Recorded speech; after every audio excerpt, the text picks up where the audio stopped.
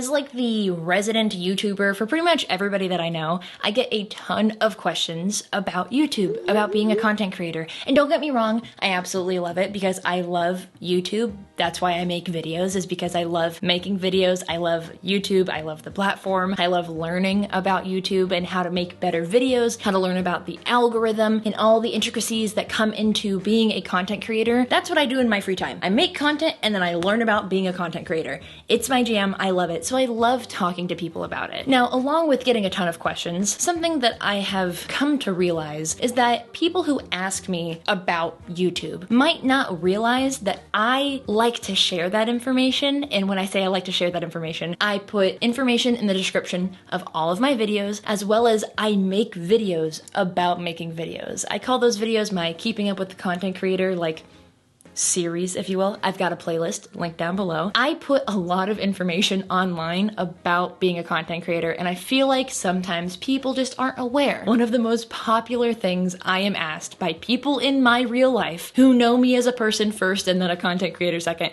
which I'm still a person if I'm a content creator, but they know me as like Annelies in real life, and then they find out I'm on the internet. They ask me, what equipment do I use? What software do I use? Essentially the listicle of how do you make your YouTube videos? Now I get the question of like, hey, this is me. Do you have any recommendations for me? This is the type of content I want to make for equipment. And then I get the people who go, what software do you use? What lens do you use? I want to make videos that look like yours, so just tell me the thing that you use so I can buy it, and then that's how my videos are going to look like yours.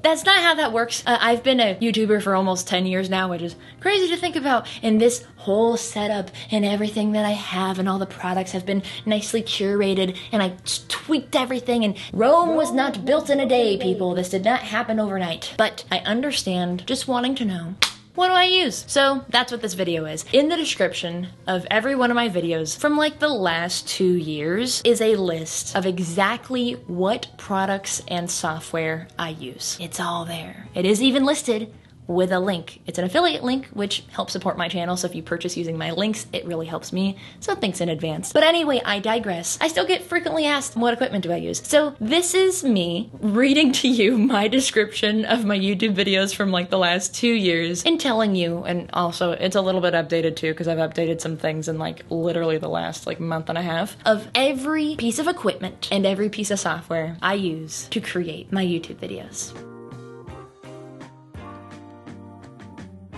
Oh my gosh, I just realized I didn't say hi to y'all yet.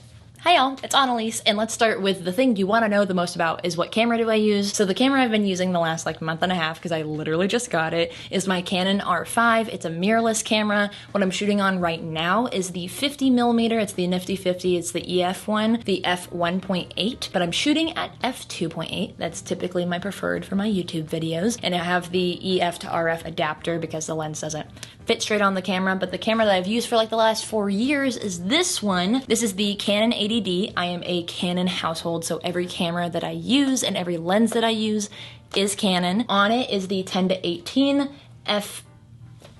4.5 to 5.6. Even though the 10-18 is on here right now, that is not the lens that I use for most of my videos. For the last like 4 years, I have used the 24mm f2.8. I think it's like one of the perfect focal lengths. I also have been using the RF 24 to 105 f4 lens, because this is what came with my R5, and I didn't have the adapter to use my other lenses for a while. So some of my videos have been filmed with this, so many of them have been filmed with the 24, and then I've been like dabbling with the 50. When it comes to focal length, I typically shoot between 24 and 50mm. That's like my sweet spot. And then when I do videos that are more of like a vlog style thing, or I want to carry the camera around with me, I use a wider angle, so the 10-18 is a go-to. Speaking of like vlogging and stuff, I use the Canon G7X Mark III for any vlogging type things. Now, your girl doesn't vlog a lot, but when I do, I like this one because it's nice and small. When it comes to the things that go in the camera, I use SD cards, as most cameras do. My SD card of choice, like the brand, is Sandisk, but I have like the Ultra and the Extreme Pro Ultra and the Extreme Ultra Pro Ultimate blah blah blah. I can't tell a difference between any of them when it comes to filming, so I just use Sandisk because I like to stick with things that I like. Now that's for the video side of things. When it comes to audio, that's my microphone. For the sake of the audio quality, I'm gonna leave it down here, but I use the Rode Video Mic Pro Plus. I've used this for like the last, I want to say like 3+ years, but when I'm feeling fancy, and what I've been doing more so since I've had like my studio set up like this, is I use the Blue Yeti. This is a USB condenser microphone. This I'll have plugged into my MacBook Pro, which is just off screen. I'll record within GarageBand and then smush everything together in my editing program, but we'll get to software later. Other visual things. So I've got a ton of lights here. My main light is this light right here. It is the 18-inch Neewer ring light. I actually have an excessive amount of lights right now. Just because. So I have 2 soft boxes right here. These are Limo Studio soft boxes. I think they're like $60 on Amazon together. Then I have 2 LED panels. These are bicolor LED, 660 LEDs. Panels, also Neewer with soft boxes on them. And then when it comes to lights in the back for like ambiance, I have a smart light bulb in that lamp. That is a USB strip glued behind the bookshelf. I have an IKEA desk lamp pointing the wall to like give it a little bit of depth. And then I have this Neewer LED panel light, which I love this thing so much. I have this pointing in the back. You can see, wow, the color has changed so much. Oh my gosh.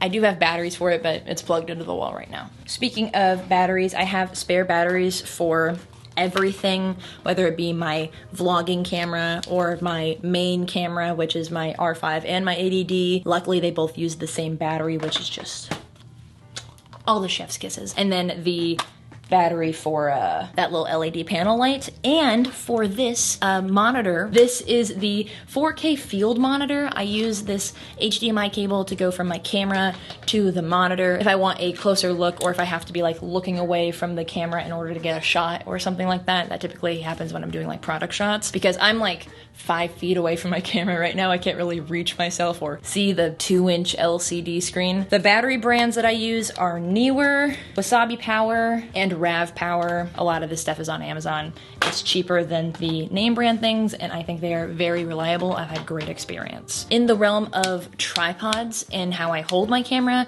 I use the Sunpack Ultra 7000 TM tripod. I've had this thing for like 7 or 8 years. I got it on clearance because it wasn't in the box at Best Buy, and I only paid like half price for it. I love it, it's great. And then the tripod head, because the tripod head broke off the tripod, I got a new one. It's the Neewer heavy duty, gosh, I hate Amazon listings sometimes. How would I say that more concisely? Neewer fluid drag pan tripod head. And then an alternative option for my tripod is the Joby 3K tripod. I have like a little phone mount on it, but this thing is what I use when I travel. It's got like the bendy legs and they work great. Okay, so that was everything relating to filming. Now when it comes to post-production, the equipment, like the machines that I use for post-production things, which makes me feel so fancy saying that, is my 2018 15-inch MacBook Pro, and then I also use my 2017 10.5-inch iPad Pro.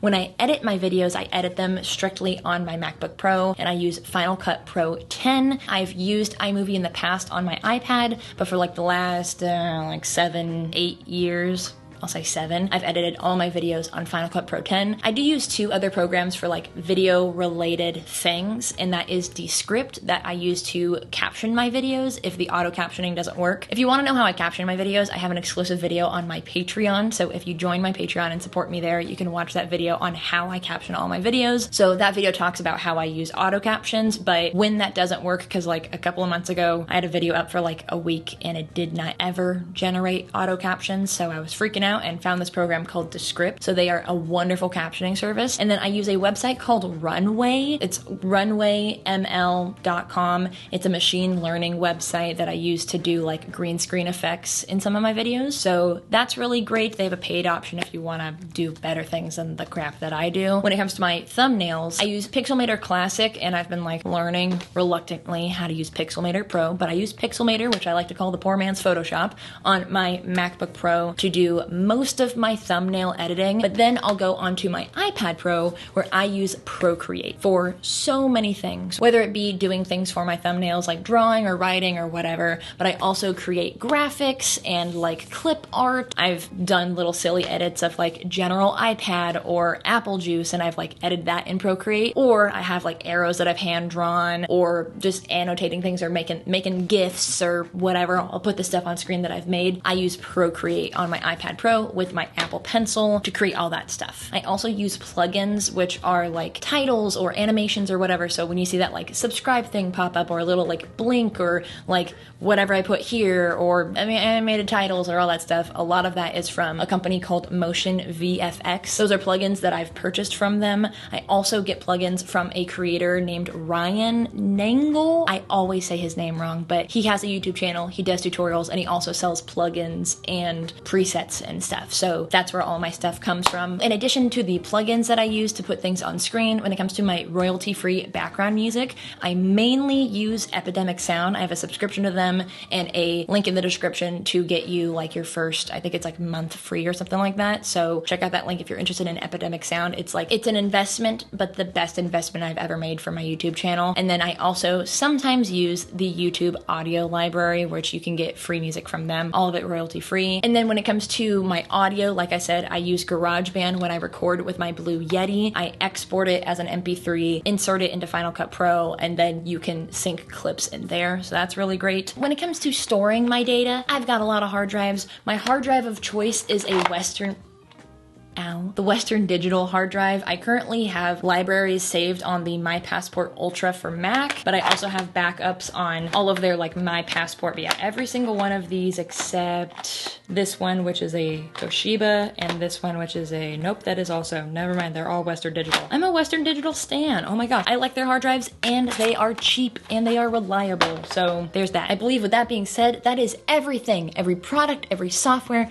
that I use to make my YouTube videos. If you want to learn more about them, consider subscribing to my channel. Leave a comment down below on a video that you would like to see from me. You know, let me know what you would like to see, because even though I am not a channel that makes videos about making videos, I love to make videos about making videos. So I would love to have an excuse to make more. And like I said, everything that I listed, products, some of them may be affiliate links, so just as a heads up, doesn't cost you a dime, just help support a small creator like myself. Links to all the products, the names, as well as the link to the video if I have one. Please, for future reference, check the description of every one of my videos, because you might find information like what equipment I use and what software I use, or you might find some little nuggets down there that might be enjoyable for you in the future. It behooves you. But along with what's in the description of my videos is the link to my Patreon, because like I mentioned, I have a Patreon, and of course I had to take a moment in this video to thank all of my top tier Patreon supporters. Thank you to all these beautiful, lovely people for supporting me and my channel and all the things that I do and all the videos that I make. It's a small little community that is